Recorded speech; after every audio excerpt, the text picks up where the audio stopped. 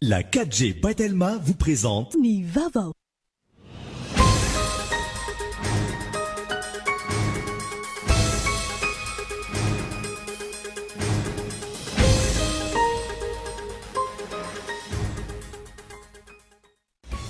Volamena milanja 3.70 faingo 5 kilao avy aty Madagasikara no saika aondrana any Dubai no sarony mpiasan'ny faditserana natao Afrika Atsimo niaraka tamin'ny olona telo. Hatreto olona iray no voasambotra ny mpitandro ny filaminana sy ny faditseranana malagasy.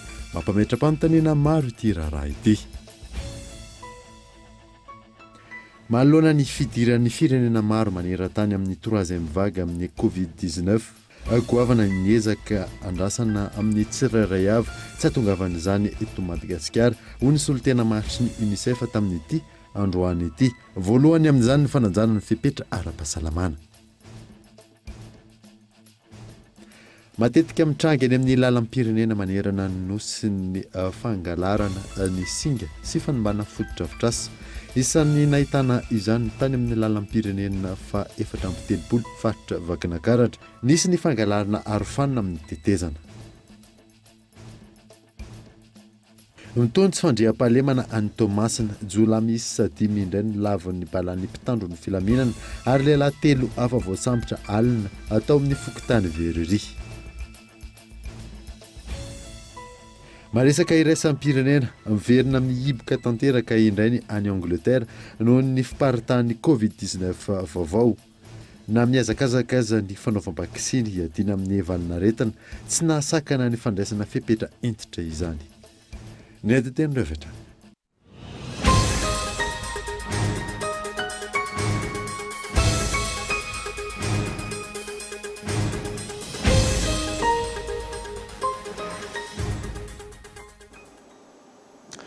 Finaritra tompoko lahy sy tompoko vavy fotoana vaovao eto amin'ny Kultivika Manasanao ary anaraka izany hatramin'ny farany. Nanombotsika ny vaovao volamena milanja 3.70 kilao avy aty Madagasikara no kasaina aondrana any Dubai no sarony mpiasan'ny faditserana natao Afrika Atsimo niaraka tamin'ny olona telo. Hatreto olona iray no voasambotra ny mpitandro ny filaminana sy ny faditseranana malagasy. Mampambaitra-panontaniana ny maro ity raharaha ity io na saina. Mitohatra ny fanondranana antsokosoko ny ari-pirenena malagasy. Volamena milanja 3.70 kilao avy eto Madagasikara indray no sarony mpiasa ny faditserana tao amin'ny aéroport ny Johannesburg ny Afrika Atsimo niaraka tamina olona telo. Nokasaina ondrana ny Dubai ireto volamena ireto no izao tratra ny faditserana na Afrikanina tatsimo izao. Hatreto olona iray no voasambotry ny mpitandro ny filaminana malagasy niaraka tamin'ny faditseranana izay isan'ny prêtre kombakomba amin'ny ity raharaha ity. Raha volamena manakaiky ny 100 kilao zany no azo tsy olom-pona ry no tafiditra amin'izany. Ny fanadihadiana atao zany amin'izao dia misy ny efa nataon'ny douane dia zahaiko io nanao koa samy misaisirany parquet daholo izay tamin'ilay izy dia nanomboka androany maraina satria ny fanakalo vaovao zay omaly hariva izay sy ny DG ny douane dia ny douane sy izay zany zao hiara-hiasa mihitsy ahitana hoe misy olona anankiray efa voasambotra zany fa dia alisany olona 5 izy ny tany saika andeha dia ny telo nandeha fa ny 2 nijanona. Tambazotra matanjaka miaraka amina olona ambony no afaka mamoaka volamena milanja 3.70 kilao tahaka izao ny mpanara-baovao. Tamin'ny famoahana azy nisy ny kamera novonoina ahafahana manakona izay tiana hotakonana ho iatran'ny General Ravalomanana Richard. Ny 2 nijanona io mety hoe inona ny antony efa voasambotra anankiray dia hoe inona ny antony tsy nandeha no anontaniana izay fa ny mety ho thèse dia hoe le avion nge zavatra misy poids zakany ihany dia natao solona poids zareo le atao le volamena ve le poids an'ireo olona nandeha reo ohatra izay fa tiako tena zany efa misy enquête any amin'ny douane any amin'le olona voasambotra zao le izy ange trafic raha teto dia tratra hoe raha teto zany raha ohatra fandeha fa nisy ny enquête any amoaka anareo fa navoaka tsokosoko le izy zany hoe izy matetika misy zany trano zany hoe caméra vonoina zany tamin'ny misy fotoana vonoina ny caméra zavatra trafic le izy réseau le izy fa tsy hoe teto no faible fa tena efa manao ny engany mba io ihany nataony fa raha le olona tafiditra ao anatiny iny fa indimy zao tatoato no mivoaka tany ivelany indimy dia fantatra hoe tamin'izy mivoaka indimy ireo ve nanao ohatran'io foana fa ity izy voatratra. raha ny angom-baovao natao ny ainga atao amin'ny seranam-piaramanidina Ivato ilay fiaramanidina 5R ASCB ny alakamisy 3 Desambra 2024 tamin'ny 10 sy 40 minitra maraina ary naka ireo olona tany Toliara ny alohany ny azony ny Afrika Atsimo niaraka tamin'ireo valiziny sy ny volamena. Ny gadina atao amin'ny aéroport ny Johannesburg Afrika Atsimo tamin'ny 10 sy 1 minitra maraina. Io andro ihany dia nitodi-doha teto Madagasikara ilay fiaramanidina ka nigadina teny amin'ny seranam-piaramanidina Ivato tamin'ny 10 sy 13 minitra arivo araka ny hita tao amin'ny tranokala ny flightaware.com. Mitetina hatrany amin'ny 4.5 tapitrisa dolara ny vidin'ireto volamena ireto raha ny tombany. Sary tsy fahita amina scanner no tazan'ireo polisy miasa amin'ny faditsiranana tany Afrika Atsimo ka nahatonga ireo mpiasa isavany tao anatin'ilay valizy izay nentina tamin'ny tanana. Tsy aivina, efa nisy ihany koa ny volamena milanja 5.5 kilao sarina tany Maurice ny fiandohan'ny taona 2024 saingy atreto nanjavana ny raharaha ary tsy fantatra izay tena atotonikotrika izany.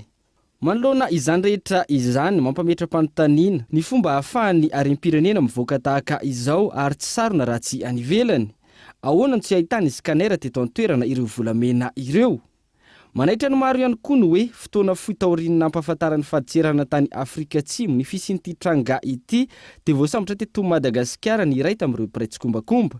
Toa midika izany fa fantatra ihany hoe izavy ireo mpanao ity fanondranana antsokosoko ity ka raisi-potsiny mora foana. Koa nahoana no miandro ny tany ivelany harem-pirenena malagasy vao nietsika fa tsy izy mbola teto an-toerana.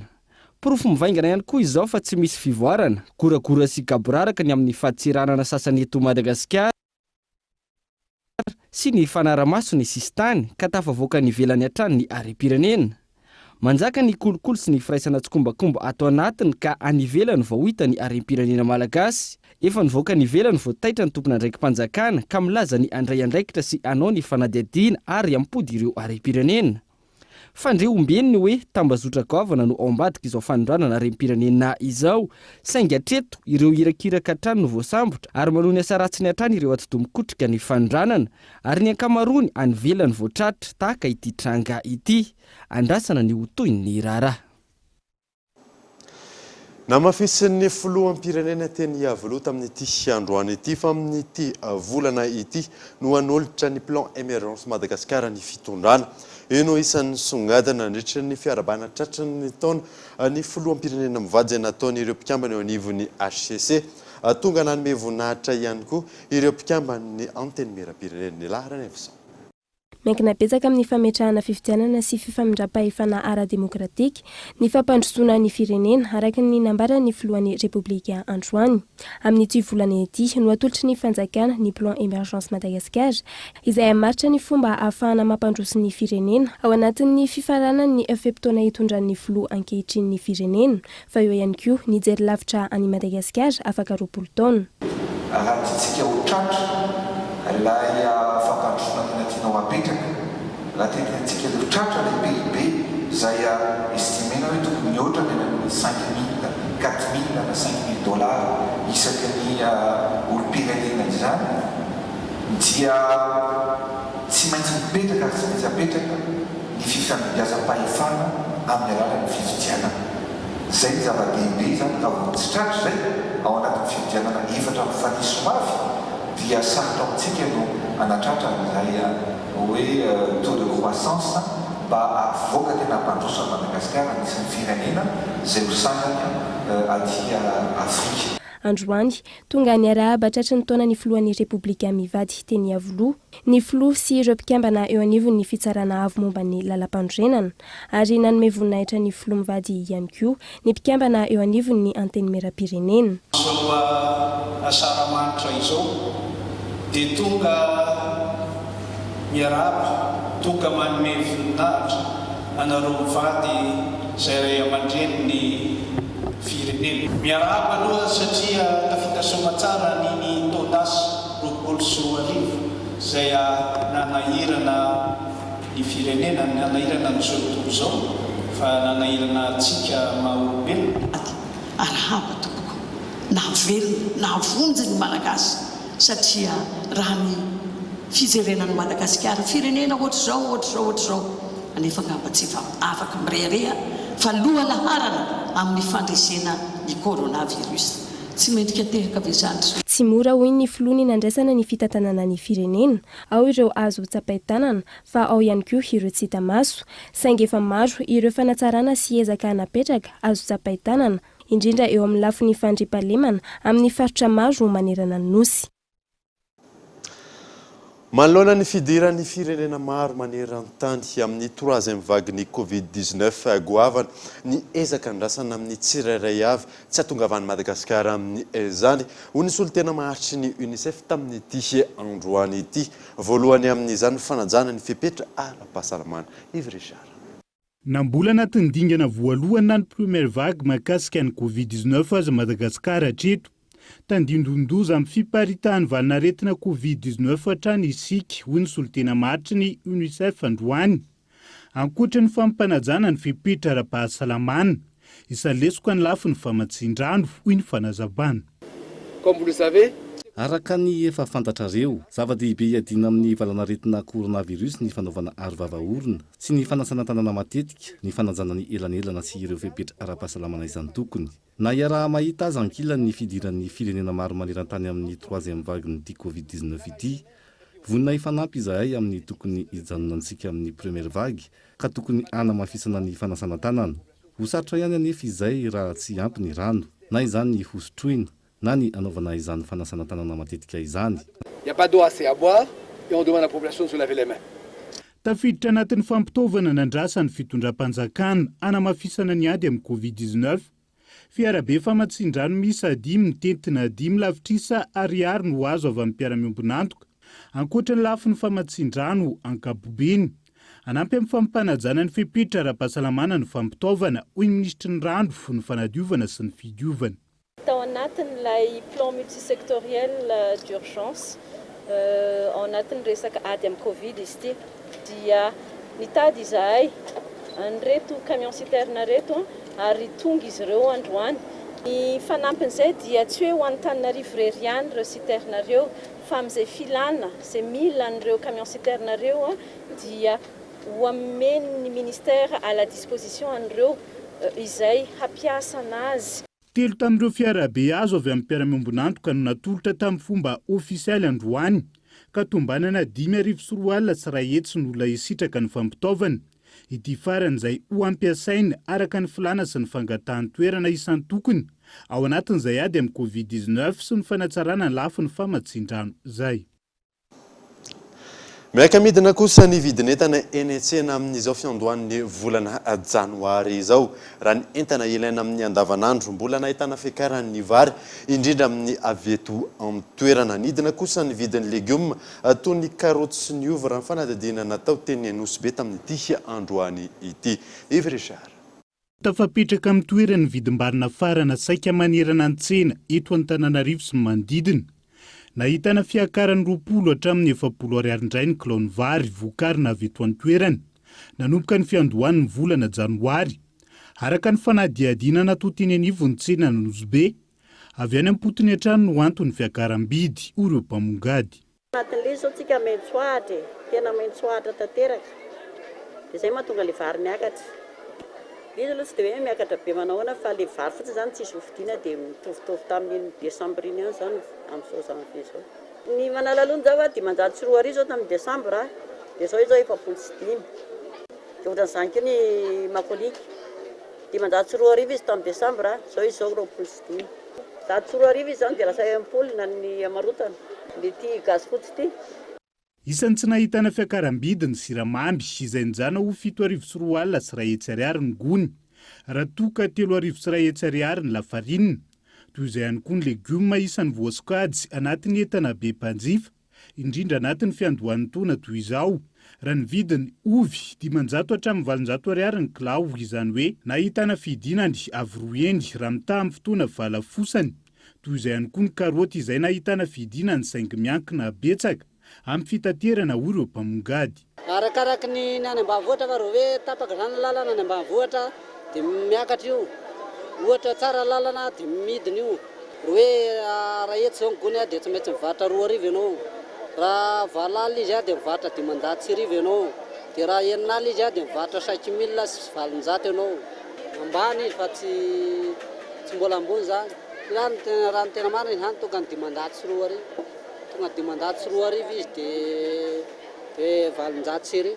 Isan'ny tafapetraka amin'ny vidiny namerany fitondram-panjakana azy ny varina farany izay tafidiny any amin'ny 8 hatramin'ny 8,900 ariary ny gony. Araka nefa nampahafantarina teto amin'ny fampahalalam-baovao hatrany. Andrasana amin'ity volana janoary ity ny andiany voalohany amin'ny varina farany SPM manany State Procurement of Madagascar ho an'ny taona 1,22 arivo. 707 taona no efa ambony sambo miala avy any Inde izay vinavinaina ho tonga alohan'ny folo janoary. Raha toka 720 taona no avy alohan'ny 20 janoary zao, ary 4,000 taona no avy alohan'ny faran'ny volana janoary. Lafiny vaoafa kosa indray dia matetika mitranga eny amin'ny lalam-pirenena manerana nosy ny fangalarana sy fanimbana foto-drafitrasa. Isan'ny nahitana izany tany amin'ny lalam-pirenena fa 470 faritra Vakinankaratra. Nisy nangalatra ny arofanina ny tetezana miantarandriana. Tahaka izao hita amin'ny sary izao no hita eto amin'ny tetezana ambany andrefana amin'ny lalam-pirenena fa 470 faritra Vakinankaratra. Simba ny foto-drafitrasa ary misy mangalatra ny singa amin'ny tetezana. Araka ny tatitra avy any amin'ny commandant de compagnie ny Mandoto izany dia ny aliny 31 décembre no nisy ny sopatra ny arofanina eo amin'ny tetezana ivoaka ny Mandoto. Ny zavanitranga dia ny vokatr'izay fisoparana nataon'ny olona izay dia lasa ny ampahan'ny iray manontolo amin'ny ireo arofanina ireo. Ny fisoparana fananana ombonana ohatrany moa dia efa matetika tranga amin'ny lalam-pirenena fa 470 iny raha tsy teny afa-tsy ny zavanitranga atao Ambatakazo isika sy ireo fangalarana ny vy bus metalika amin'ny lalana iny. Tsy ny amin'ny tetezana iny ihany foto-drafitrasa maro no misy manimba tahaka izao. Isan'ny mahatonga izany toe-tsaina tsy manaja ny fananana iombonana. Entitra manoloana io ny fepetra raisina ho an'ireo tratra amin'izany. Ny zavatra efa natao ary efa niarahany asa tamin'ny commandant de compagnie efa tanaloha dia efa nametraka fitorinany eto anivon'ny fitantanam-paritra zany. Dia ny ohatra hoe ny fangalarana ny bus metalika fotsiny ohatra dia efa nisy ny nahiditra ponja. Dia raha tsy ilaza afa-tsy ny vao nitranga vetivety ao Patro maly fangalarana platela izay vita ao dia efa miakatra fitsarana koa amin'izao fotoana izao zany miandry ny didim-pitsarana ny ireo voaroro hita amin'izany. Raha mitohy foana ny asa fisoparana sy fangalarana toy ireny dia lany volan'ny fanarenana ny zavatra tsy tokony ho izy. Nanentana ny mpampiasa lalana sy ny mponina mandina manoloana io ny tompon'andraikitra rehetra mba hanaja, hiaro ary kojakoja ireo foto-drafitrasa samihafa. Fomba nentin'ny kolotsaina vahiny ny famerana ny fametrahana viana sy fanoana firarian-tsoa ny taona vaovao. Raha ny fomba malagasy ny fety rehetra dia fanatanterahana izany avokoa raha ny fanazavana azo. Miselarana arzo. Raha ny fomba malagasy ny fety rehetra dia fotoana fametrahana viana sy fanonoana firarian-tsoa. Tsy kolotsaina malagasy fa kolotsaina nentin'ny vahiny ny famerana izany ho an'ny taom-baovao ihany. Amin'ny malagasy dia tena izay hoe misy vanim-potoana mihitsy hamalonana hoe ialana amin'ny ratsy rehetrarehetra dia mba zavatra tsara no iainana eo amin'ilay faritra. Fa ity ilay taom-baovao hoe amin'ny voalohany janoary ity zavatra nentin'ny vahiny io. Fitsika tsy nanana an'izany hoe rehefa voalohany janoary izany zao ny tsika fony nisy mpanjaka dia tamin'ny hoe mahatonga an'ilay hoe andro faharoa izay ny atsika. Fa ity zavatra voanentin'ny vahiny ity dia hoe ohatrany hoe raisam-pirenena koa moa ilay izy dia lasa fomba fanao dia lasa manao fety be dia mifaly fa tratran'ny taona fa izany toerana fotoana firarian-tsoa. Firarian-tsoa mandritra ny taona hoe mba travom-botoana tsara. Na izany aza ny sokajiana amin'izao fotoana izao fa isan'ireo fotoana hametrahana viana ny fivadihana amin'ny taona vaovao tahaka izao. Fa mafana sy fanadinoana ihany koa ny zavatra tsy rehetra nitranga tamin'ny fiainana nandritra ny taona ny diavana. Fa tonga ny fotoana ataontsika hoe taom-baovao na asaramanitra dia tena izay mihitsy zavatra atao ary ny fotoana ohatran'izay ny antonten'ireny dia hoe efa lasa ny taona lasa iny ny ratsy rehetrarehetra. tanao ohatray ny mampisy an'ireny le hoe rehefa tonga ny andro fandroana na ny asaramanitra dia ny andro nzay andro melohana iny a le fotoanan'le ataontsika hoe fanalana ny ratsy rehetra misy nitsanganafo ny afo manko fandiovana fidiovana dia zay ratsy rehetra ohatra nisy fahafatezana olona ny tsara-panambadiana olona zavatra rehetrarehetra za dia hoe zay ny antony tena anaovana n'le tsanganafo anala ny ratsy rehetra. Tsy voafetra raha ny fanazavana ny vina natanjona napetraka rehefa taom-baovao tahaka izao. Tsy voafetra ihany koa ny taona ho an'ireo manome firarian-tsoa na mahazatra ny malagasy aza ny mandray firarian-tsoa na tsodrano avy amin'ny ray aman-dreny efa nahazo taona. Filaharam-be ny tao amin'ny topi-antsonana ao Antsirabe noho ny tsy fampin'ny fiara-pitatitra makaty an-drenivohitra. Araka izany ny antsovontsy tamin'ireo zotra nasionaly sy fiara taksibe miasa ao an-toerana ny komitin'ny topi-antsonana Kolo TV Antsirabe. Nanomboka tamin'ny faharoan'ny volana janoary 2024 lasa teo no efa nanomboka ny filarana fiara miakatra makany an-drenivohitra teto amin'ny topi-antsonana Vatofotsy eto Antsirabe ary mbola nitoy izany hatramin'izao 5 volana janoary izao. Antony filarana no fahabetsahan'ny mpandeha hamonjy fodiana eo ihany koa nefa tsy fahampian'ireo fiara-pitatitra. Tamin'ny valo zao ny lahatra teto. Zay tsy mividy tômôbila fa zay tonga eo dia efa ifaliana. Andeha hody any Antananarivo zay. Enjakenjana le fakana tômôbila manao photocopie mbola misy ny test atao amin'ilay aretina coronavirus. Le filaharana ny andro koa mamay raha teo. Tsisy fiakarana fa 50 000 francs ihany. Ny antony tsy fampin'ilay fiara dia mitsotra ihany a. Voalohany indrindra moa zany be ny olona. Zavatra nitranga io avy any tany Antananarivo nakaty amintsika talohan'ny fety. Ny filazana hoe tsy te hiasa ny mpitatitra mazava be hoe tsy marina izay satria niasa izy ireo ary izy niasa zay any mahatonga azy hoe raikitra ny Antananarivo izy ireo. Tsy nisonitra amin'ny frais ozy izy tsika. Zay moa nefa fanapahan-kevitra napetraka ny fanjakana sady filamatra raha teo amin'ny lafin'ny fitaterana.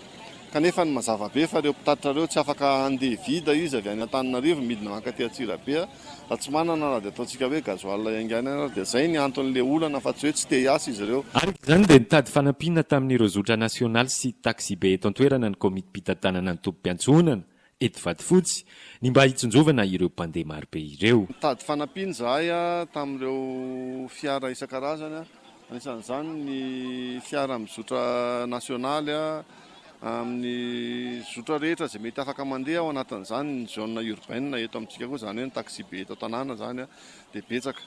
Nisy ny fotoana ohatra ny omaly zao dia nanafatra fiara maromaro avy any Antananarivo mihitsy zahay izay afaka nandeha nakaty amintsika.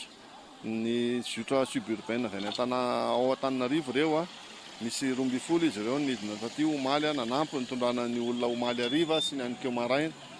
Zavatra hitantsika eto nefa dia mbola tsy maharaka ihany aloha ny fiara dia mbola miantso an'ireo taksibe sy ny fiara zotra nasionaly rehetra izay afaka mandeha zahay manampy amin'ny fitaterana ny olona.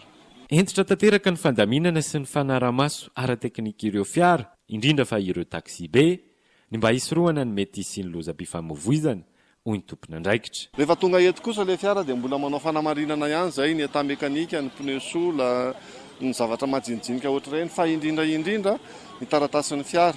Zany hoe amin'ny ankapobeny zany ny taksibe izay mandeha eto dia azontsika tenenina hoe manaraka ny filamatra ihany izy na dia hoe tsy tomombana tanteraka amin'ny hoe taksibe azy dia arakaraka an'izay moa tsy maintsy andanjalanjana le zavatra misy. Mety trampejany dokavarotra isika melohan'ny idirantsika tapany faharoan'ny vaovao rehefa avy eo ary.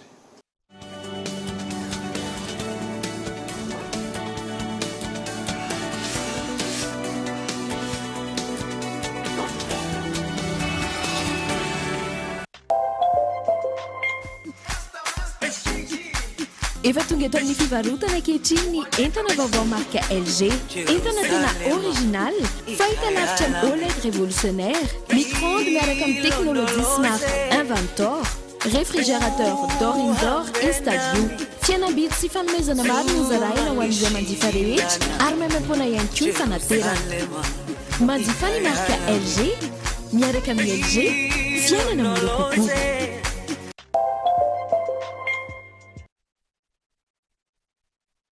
She's got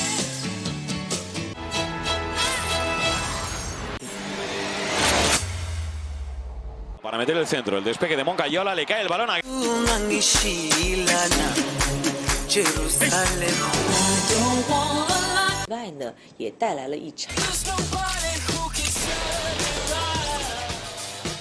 Les meilleurs divertissements méritent le meilleur de l'Internet à Madagascar. Accédez à tous vos contenus préférés en illimité avec la fibre Batelma à seulement 249 000 TTC par mois. Et en cette fin d'année, abonnez-vous à la fibre Batelma et achetez votre Smart TV Miros 40 pouces pour 249 000 supplémentaires. Rendez-vous vite en Telma Shop.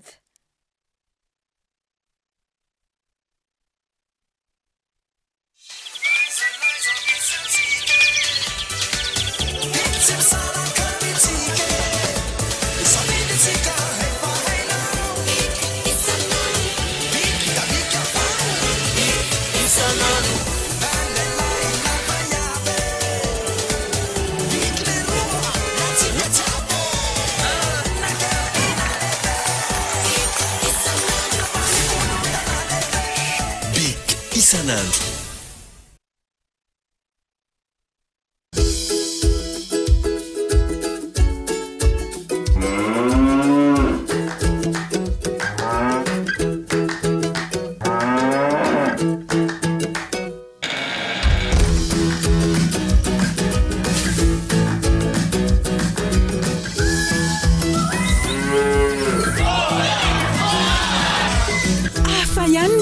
Chocolat, Marie Eteri, sady vita avy amin'ny ronono velona avy any Antsirabe ary andramoangana ny yaourt chocolat vaovao, tsiro tropikaly hafakely, mangue sy corosol.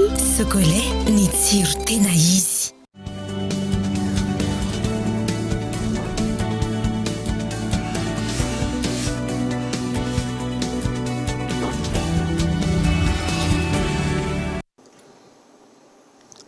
Miditra amin'ny tapany faharoan'ny vaovao isika. Trano enina no kilan'ny afo ny maraina teo tao Ankiriry Tomasina firetana ny enga tamina trano fivarotana menaka fiara izany fanadina. Vilona zio. Mety hoe azo heverina mety misy ifandraisany amin'ny afo na toran'io possible be ka resaka menaka zio. Resaka menaka tegna napasarotra ny famonoana le afo. Ty le rano tsy atsika tsy mikasa raha tsika dia lasa midolika foana izy. Tokony ho tamin'ny 7h07 ny maraina nahitana firetana atao amin'ny fokotany Ankiriry, parcelle 1156 Tomasina. Firetana vokatry ny fifanekezan'ny toerana, fahandroana sakafo sy ny toerana fitahirizana solika tao amina trano fivarotana huile vidange no fototry ny fiparitahan'ny afo ka niteraka fahamaizana tanteraka ho an'ireo trano miisa enina. Afo vokatry ny tsy fitandremana le izy satria misy olona zany amin'le velon-tegnany mpanao mofo. Nefa teo akaiky teo nisy jerikana carburant. Tsy ndiko tsara fa tsy gasoil fa essence. Nefa ny essence rehefa mafana afo eto dia nikopakopana le afo dia nisy étincelle nipitika tamin'le essence tonga dia déclenché automatique le afo. Ary ny satria mbola tsy azoko le fil olona le traboina fa sy le tombam-bidy zany. Ny zany hoe ny évaluation des dégâts raha ohatra atao en arrière dia tsy mbola aty ampelantanako fa nazanona zany azo fantarina amin'ny maso ny ray mijery fotsiny.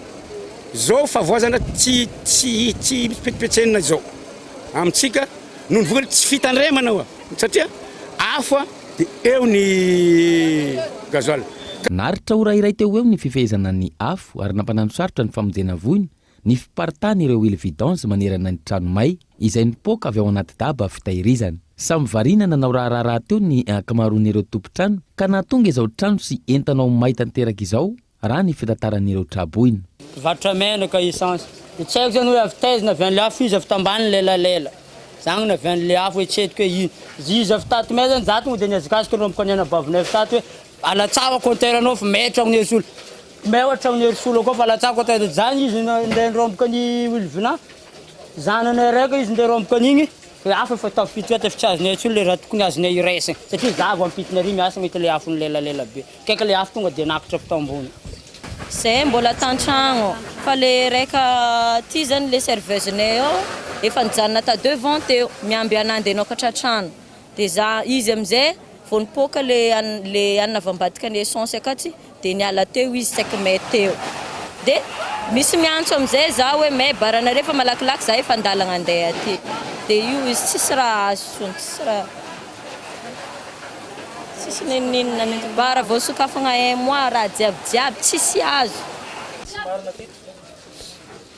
ilay hitako dia afo avy tahily tadeva tamin'jare tagny za magnerana composé zay foa ny fantako zany tsofoka ndraiky zanako marara fa tsisy raha azo tsony zanako marara fa mbola hazoko am'izao frigidaire congélateur entana jiaby madiny jiaby misy volana 5 millions tavela takao tsy azoko zany rombo zanako marara nefa zakay ndegnano versement après midi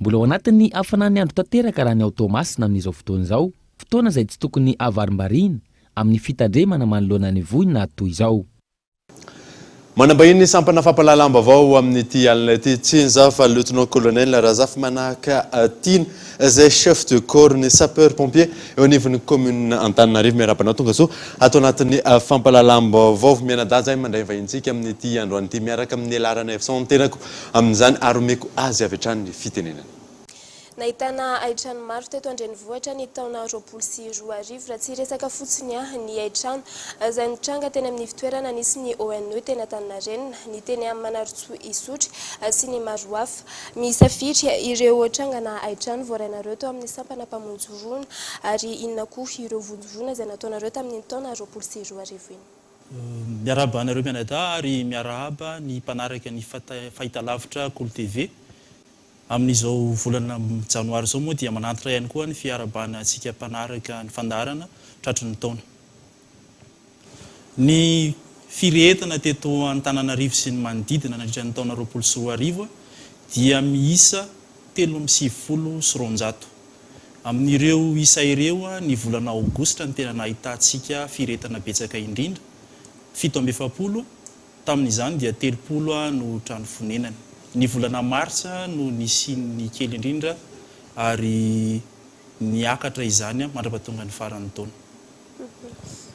maro amin'ireo mponina no mitaraina fa aorian'ny antso izay ataon'izy ireo ora maro aorian'izay vao tonga eny an-toerana ireo sampana mpamonjy voina inona azonao lazaina hoe inona marina ny antony zay fahatarana zay ny famonjena voina dia miainga avy amin'ny antso amin'ireo olona mahita na miaran'ilay voina amin'ny larana 720 isika eto Antananarivo dia miara-mahalala fa fiarakodia ny andehanan'ny mpamonjy voina ary mandeha amin'ny lalam-bahoaka mampiasa sirène ny fomba hatongavana ny amin'ny toerana anaovana ny famonjena voina raha atao hoe ora maro mino fa tsy mbola nisy izany zavatra izany nandritra ny taona 2024 satria dia nataonay lara-pahamehana mihitsy ny fikarakana an'ireo fitaovana mba ahafahana mamalo ny antson'ny olona ny indrisy kosa dia tsy mbola afaka mamina ny toerana hitrangan'ny voina ny mpamonjy voina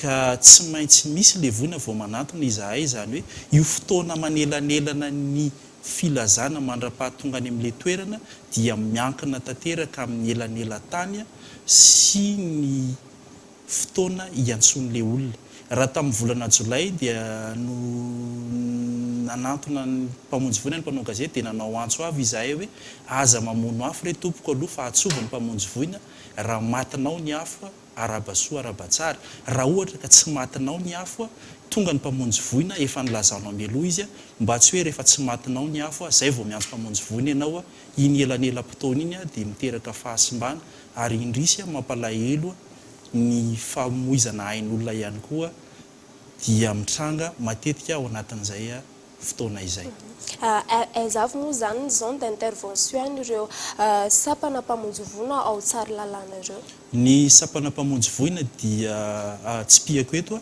tsy ao tsara lalàna ihany fa misy ao Andravoahangy ary misy ihany koa ny eo Anosy Vavaka ny faritra iadidinay dia ny Antananarivo renivohitra aloha ary misy ihany koa ny fifanaraha-piaraha-miasa miaraka amin'ireo commune manodidina 20 misy an'ireo commune ireo ao anatin'izany ny Tosy Tanjombato Andoharany Fotsy ny Ilafy sy tsy ny ambiny zay tsy ho tanisaiko eto misy koa ny fiarahanay miasa amin'ny sapeur pompier eo Tanjombato mba ahafahana manafoy izay fotoana andehanana manatona ny vahoaka izay.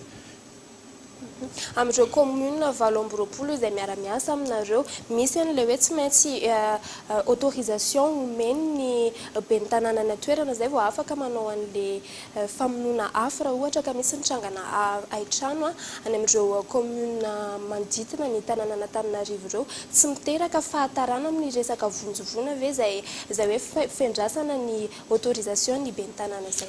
Tsy miteraka olana le satria ao anatin'ny fandaminana ao anaty koa moa ny andehananay any amin'ny farim-piadidin'ireo ben'ny tanàna raha tsy manaja sy mampiatra n'ilay fifanarahana efa ny fanaovan'ny commune urbaine Antananarivo sy ireo ben'ny tanàna ireo io dia efa fandaminana napetraka anatanterahana ny asa famonjena, tsy hoe mangataka ny autorisation ny ben'ny tanàna akory ny mpamonjy voina zay vao mandeha, fa maray ny antso izahay miomana izahay ny ainga ao anatin'ny 2 minitra iangana iny dia efa vita daholo izay fandaminana izay.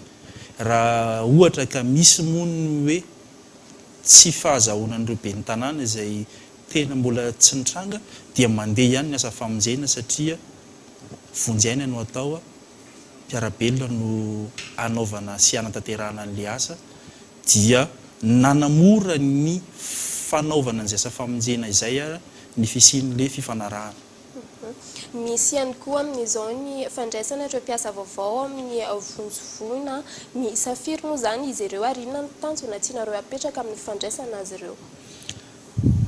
Io no anisan'ny vaovao mahafaly indrindra amin'ity taona 2024 ity satria anomboka tsy hoela ny fiofanan'ireo mpamonjy voina misy 50. Ny tanjona moa dia ny ampitombo zato ny mpamonjy voina ary ireo 50 ireo no niraisina dia mba ahafahana mantanteraka araka ny tokony izy ny fanofanana ary mbola isy koa ny fandratoana ao aorianan'izay. Ny tanjona dia ao anatin'ny venan'ilay matoben'ny tanàna ny anasivana kazerne tobin'ny mpamonjy voina isaky ny arrondissement ary tsy ho vita izay raha tsy voatsangana ny kazerne ary rantona koa ny olona hiasa amin'ireo toby ireo. Eo anatombo olona ianareo manahoana kosa ny resaka fampitaovana, aizavy moa zany ireo kazerne izay ho voatsangana ireo? Ny anatin'ny fandaminana amin'izao dia ny fananganana ny kazerne eny Analamahintsy. Io rehefa voaorina dia raha ny toerana misy azy izay fahitantsika tamin'ny vaovao tamin'ny herinandro lasa dia manakaiky ireo sapanandalana maro amin'iny boriboritany fahadimy iny toy ny makany Androibe, ny makany Ambatobe, ny mandeha amin'iny Nanisana iny. Ny fampitaovana indray kosa nanao ny ezaka ny teo amin'ny commune urbaine Antananarivo ampitombo ny ambaindain'ny fitaovana ampiasain'ny mpamonjy voina. Teo anatin'izany ny fanamboarana ireo fitaovana teo am-pelantanana, nisy camion anankiroa izay tamin'ny volana janoary efa tsy niasa intsony no miverina amin'izao mandeha.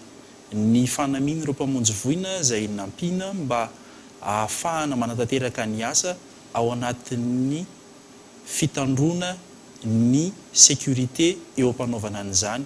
Ny fanavaozana ireo fantsona ampiasaina ihany koa eo am-panatanterahana ny asa famonjena voina satria tsy ny olona mijery ihany no sahirana fa na izay mpamonjy voina ary rehefa io rano io no misy vereny amin'ny lalana satria ny rano izay vereny dia rano tsy tonga any amin'ny famonjena voina izay atao indrindra ny famonoana ny afo zany.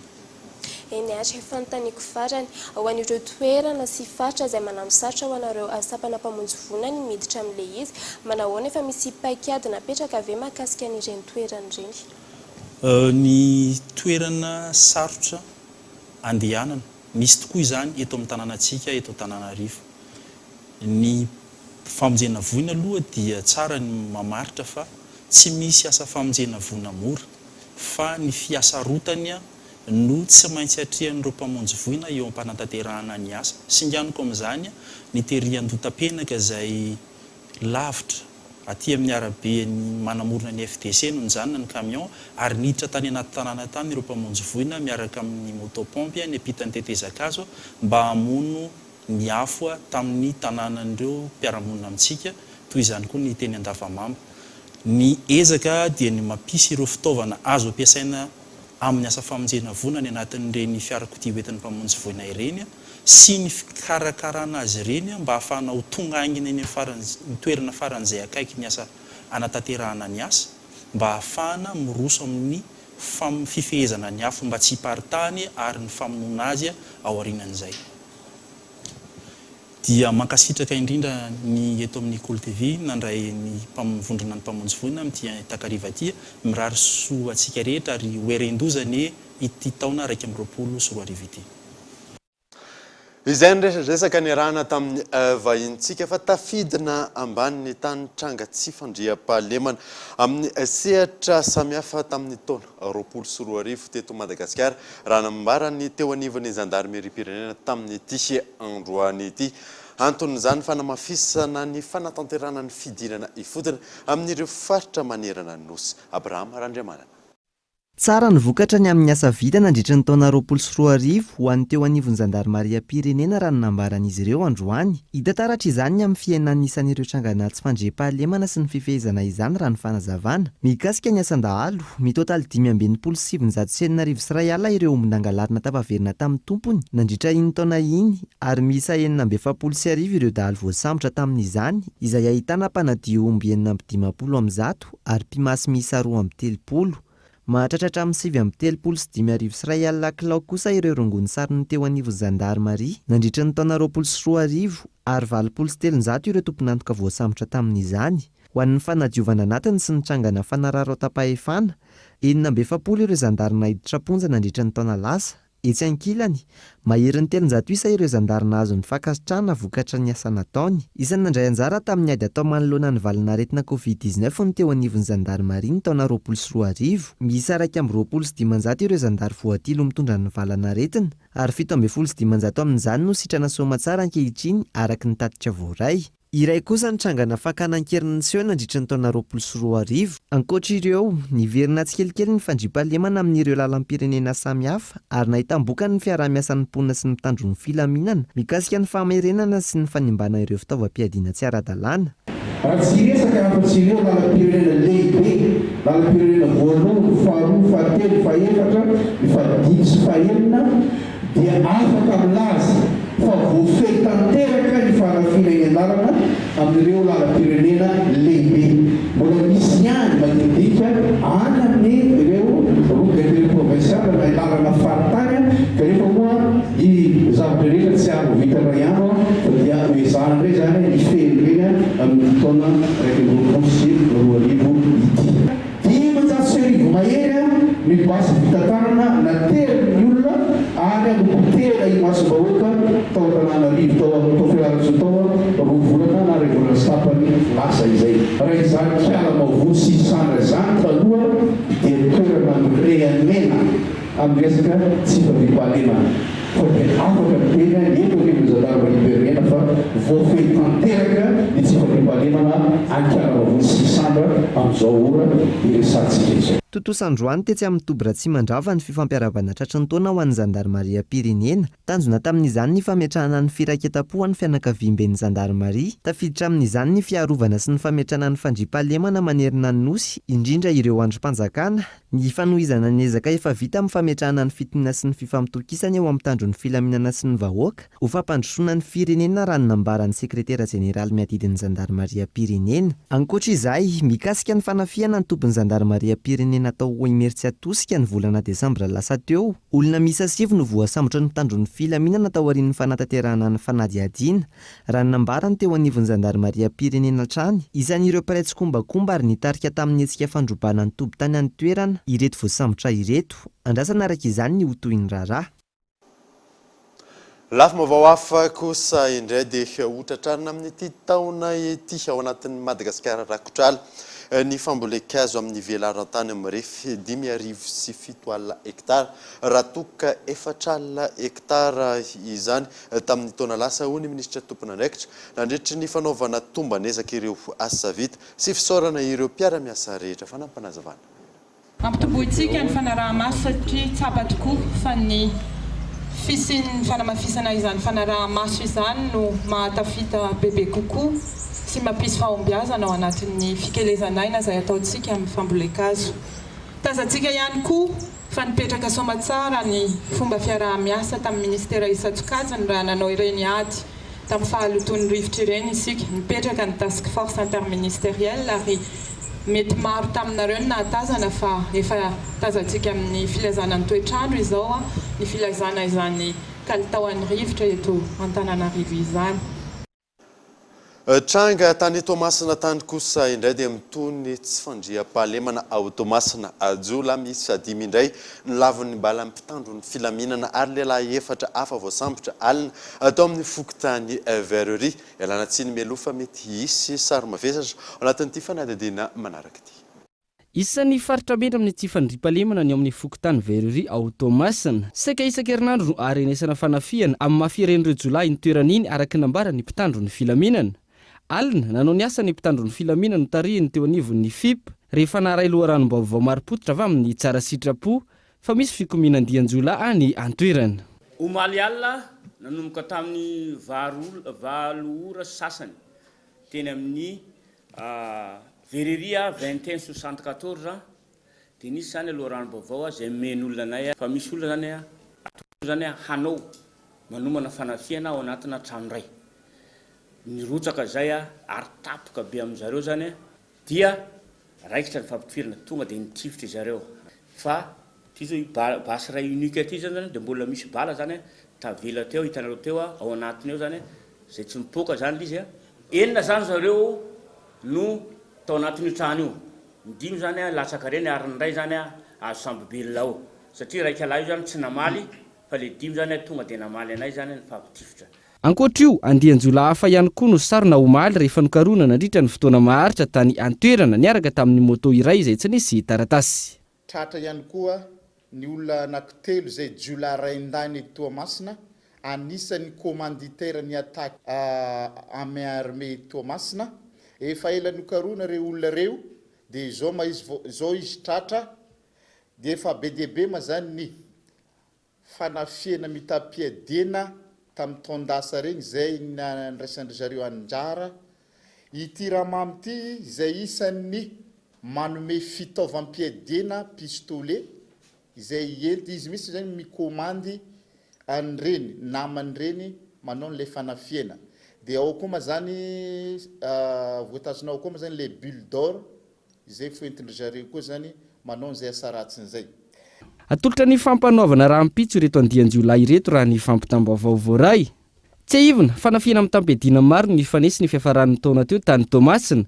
Efa nisy ny vokatra teo amin'ny fiara-miasan'ny mpitandro ny filaminana sy ny vahoaka eny fotony saingy ilaina mafisina izany isy ny fandriam-pahalemana maritra. Maresaka iraisam-pirenena kosa indray dia miverina ny hipoka tanteraka indray Angleterre noho ny fiparitahan'ny valinaretina Covid-19 vaovao any antoerana. Na miazakazaka ny fanaovana vaksiny iadina amin'ny valinaretina tsy masakana ny fandraisana fepetra entitra izany fanadina. Fiboana fahatelo nanomboka tamin'ny 12 alina niverina ny hipoka tanteraka indray Angleterre tsy mahazo mivoaka ny trano ka tona avokoa ny sekoly sy ny maro hafa. Fepetra entitra no napetraky ny gouvernement tany antoerana manoloana ny fiparihan'ny valanaretina Covid-19. Mitovy tanteraka amin'ny fiboana ny volana Martsa 2020 izao fiboana manaraka izao. Raha ny fanazavana anoany amin'ny 15 ny volana Febroary ihany no ifarany izany. Tao anatin'ny 420 ora, miisa 427 alina ny tranga vao marina tany antoerana, isa ambony indrindra tany Royaume-Uni. Tahaka izay, nanambara ny fanatanterana fiboana tanteraka ihany koa ny Prime-ministra ny Ekosy. Araka izany, na mihazakazaka ny fanaovam-baksiny adina amin'ny valanaretina, tsy nahasakana fandraisana fepetra entitra izany. Tsy ahivona mahery ny 5,7 alina namoy ny Inde noho ny Covid-19 tany Royaume-Uni hatramin'ny siny valanaretina. Dia izay mamarina vaovao tamin'ity androany ity hankasitrahana ianao nanaraka izany soava-mandry dia veloma fodalo tompoko.